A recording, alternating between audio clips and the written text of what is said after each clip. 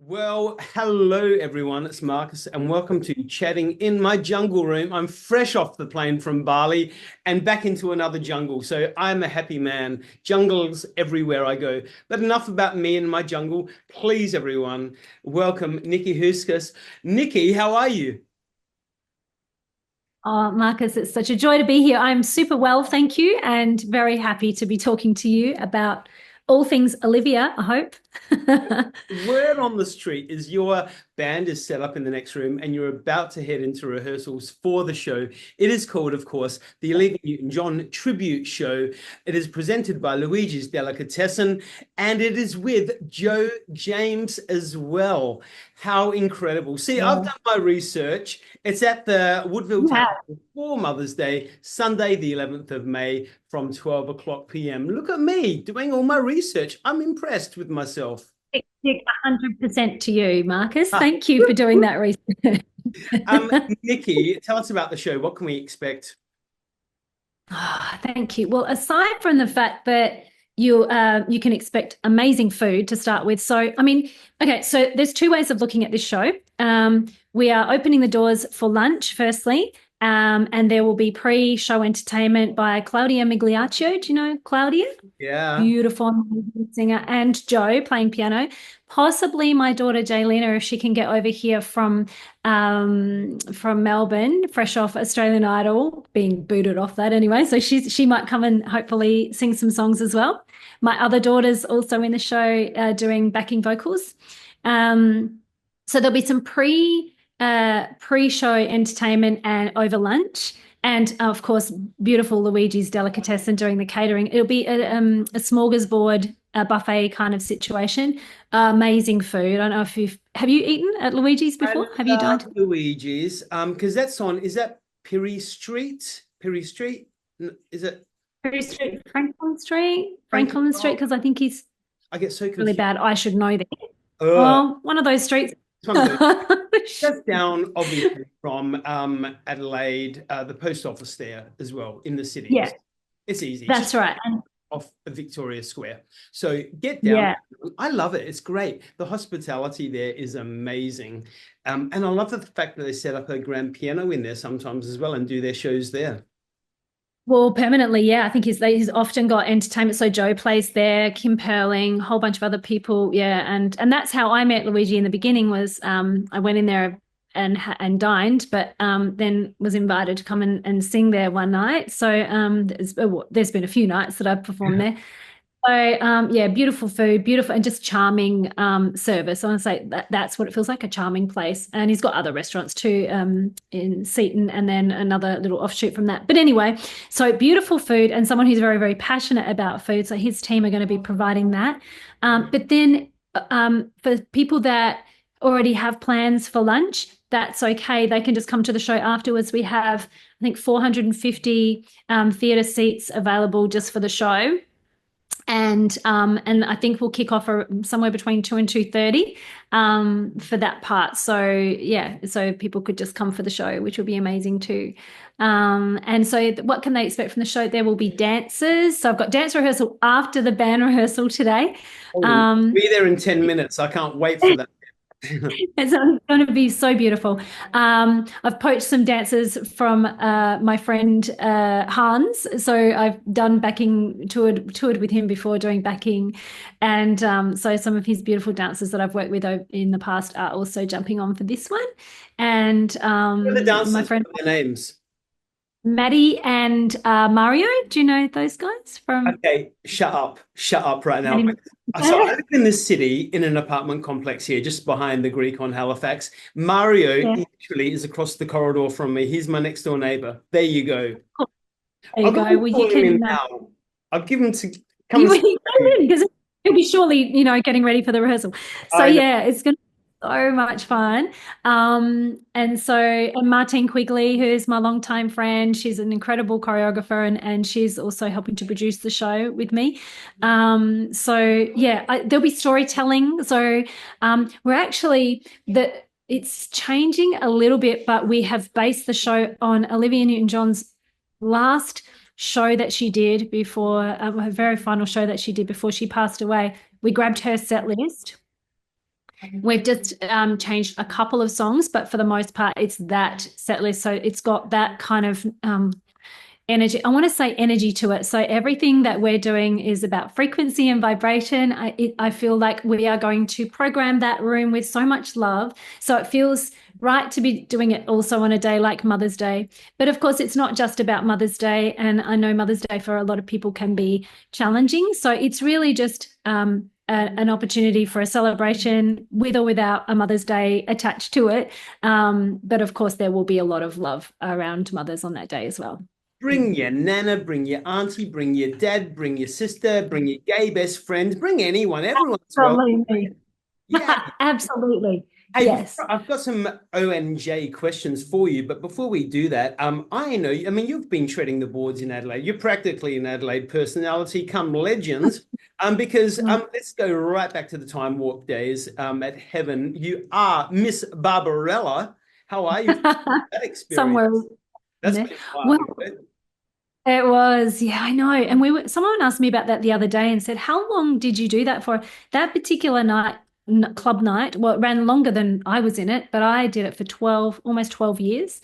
Yeah, and in that time we would do Wednesday nights, of course, that was iconic Wednesday nights in Adelaide. But then there was a period of time for a few years in there where we would do the Wednesday night show here. We would go and do Thursday nights at Crown Casino in Melbourne, Friday nights in Sydney, Saturday nights in Tasmania. And we just kept doing that, myself and the dancers and a couple of other DJs. And it was like, wow, that was incredible. I can't believe we did that now. I look back and I think we would be on the red eye. You know how late it was. I mean, on Wednesday nights, I wouldn't go on until 1 a.m. That was the start time of the set. It was incredible. And of course, filled with university students and mostly, and that was what that institution was. And, you know, I learned a lot in my time there because I had previously come from band work, like I was just singing in bands, and then you know I was approached by John Pike there at the time, who ended up becoming my manager for a time as well. And he said, you know, what have you ever thought about DJing? You should come and have a look at this night. And I walked in there and I just remember the first time going in and seeing, you know, a sea of people. I mean, 2,500 people in that room and just going, what? On a Wednesday. And yeah, we created the character of Barbie, actually. It was initially I was Barbie, and then we were threatened to be sued by Mattel, so we had to adapt. But Barbarella was available and we trademarked it. So I've got the trademark to Barbarella. So that was, yeah, that was for recording purposes because there was a time. Days, weren't they? I mean, those were the banging days of the clubs when it was actually safe to go out, you know. Not free to roam the streets. But obviously, you also have appeared with and sung with Hindley Street Country Club. What's one of your career highlights so far? Oh, that's a good question. Do you know what? I think it's that whole experience doing the YouTube stuff, because what happened for me is I'd sort of so I was transitioning out of my performing life. I'd been performing for almost 30 years and doing corporate weddings, all the things, and then I just thought I'm getting to that point where I'm, you know, I need to find something else. So I started studying kinesiology, and that's also a big passion of mine now. So I have a business going well with that. So while I was studying, I was like, okay, I'm transitioning out of music and I'm going to leave music behind and I'm going to go into this, you know, other world. And then what happened was I was still obviously loving music and supporting other people. And I came across Hindley Street Country Club because so many of my friends were performing in it. And I started stalking them. I became obsessed and thought, oh my gosh, they're playing the songs from that era. You know, the 80s is my favorite. And I just loved it.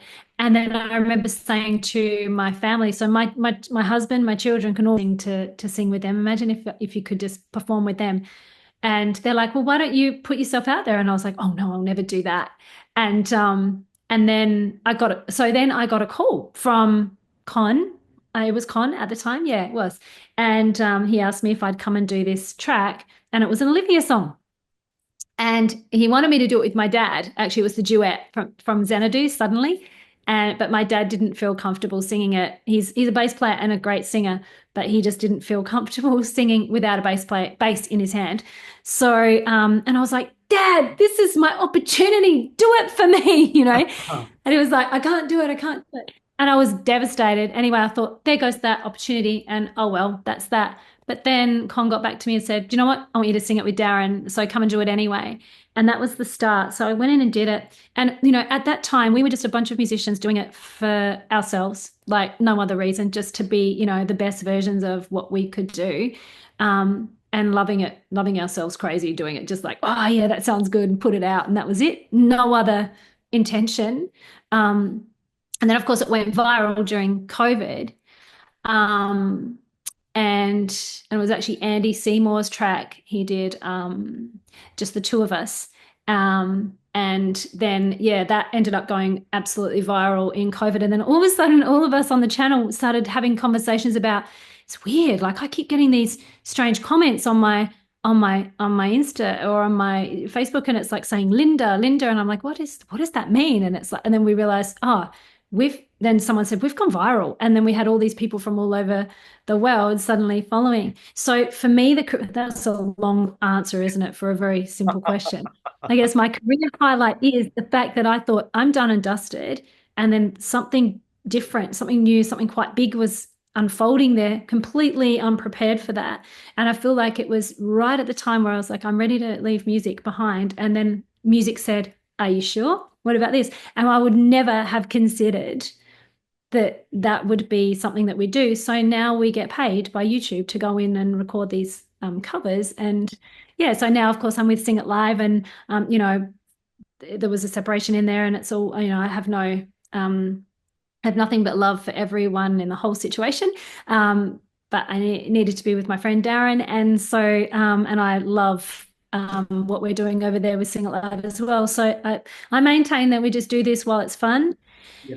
And I think also for my, you know, especially for my girls who are both musical, and I think I always used to say, I had this kind of feeling that it's really unfair for older women in particular, you know, to like, what is there beyond, you know, say age 40, now I'm 51. And it's like, well, actually, you can just keep reinventing and keep playing and enjoying what you do. And I think that is everything, you know?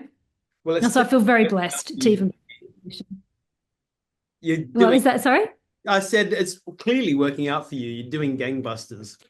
Okay, Thank you. go O&J. Let's hit hard with O&J questions. Are you ready? Grease or Xanadu? I'm ready. Favorite, Grease or Xanadu?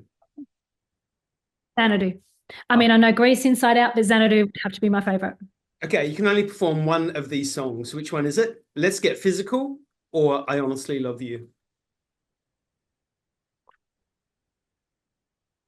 I Honestly Love You. Oh, okay. I'll take Let's Get Physical. Because that film... Okay, you can have... That was heaven, wasn't it? Come on. Didn't you want to be riding one of those size bikes? What is your favorite Olivia Newton-John song? My favorite is Totally Hot, and I don't know if you've heard of it. It's it was a lesser known one, but full band brass section. Oh, I'll have to send you the YouTube link. It's incredible. Yeah, right in her heyday too. Right when she was in her sweet spot, I reckon. Like, oh, she's an icon. What was that? Sorry, I said she's just an icon. So when you first come across O&J, when was the time you saw her and was like, wow, this woman? I was 5 years old, and the very first little 7-inch record I ever bought was A Little More Love by Olivia Newton-John. And I went into a record store, and that was, so I don't know how I came to know about her. I would say it had to have been from Countdown or something, because I was an avid watcher of that. And certainly I've come from a musical family, so that was always, music was always around us. And also my dad was a massive Bee Gees fan, and they wrote a lot of her stuff, and so maybe there was some connection there. But yeah, so somehow I knew that was a song. Went into the record store, that was the song I wanted, and I reckon I played that until the needle wore out at some point.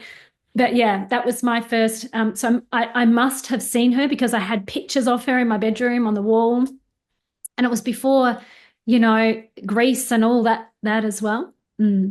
Well, I am so looking forward to this show, the Olivia Newton-John Tribute Show, presented by Luigi's Delicatessen with Joe James as well, Sunday, the 11th of May from 12 o'clock p.m. at Woodville Town Hall, everybody. I will put the link in this video. Get along and see Nikki Heuskes. She's, like I said, an Adelaide personality, Adelaide legend. She's been doing this for a good few decades now, like we said, Timewarp. Nikki, what an absolute pleasure to speak to you this weekend. And the band's Thank you, Marcus. Thank you for yeah, they're getting started in a minute, so it's probably time to do that. But I'm so grateful. And Marcus, thank you for all that you do to help promote artists, especially here in Adelaide. It's such a beautiful thing that you do. So grateful for your support. You are a legend. I'm certainly not that at all. I'm just very, very lucky to be doing what I'm doing. But I thank you for your time, and thank you for anyone who's listening. And I hope, yeah, you want to come to the show, come to the show. I'm sure there'll be plenty more too at some point. Nikki, you're amazing. Enjoy rehearsals, and I'll see you very soon. Thank you, Marcus. Bye.